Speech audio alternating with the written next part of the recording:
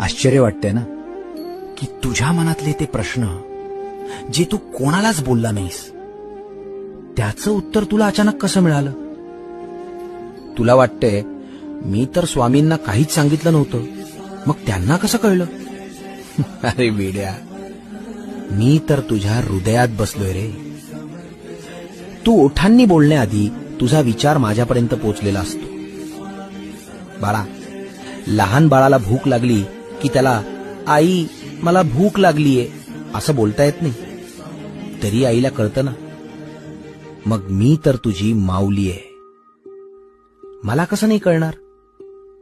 काळजी नको करू, मला सांगण्याची गरज नाही. फक्त डोळे बंद कर आणि मला आठव. तुझा न पाठवलेला मेसेज सुद्धा मी वाचलाय.